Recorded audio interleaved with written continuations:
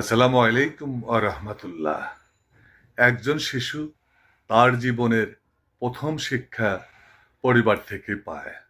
বাবা, মা, ভাই, বোন এবং পরিবারের অন্যান্য সদস্যদের আচরণ দেখেই সে ভালো মন্দ বিচার করতে শেখে।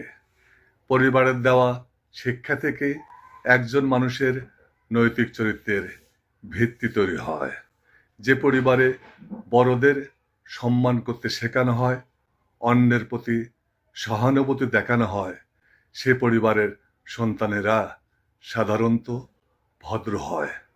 একজন মানুষ খুব মেধাবী হতে পারে, কিন্তু যদি তার মধ্যে ভদ্রতা, সহমর্মিতা এবং নম্রতা না থাকে, তবে সে মেধার কোনো মূল্য নেই। ধন্যবাদ।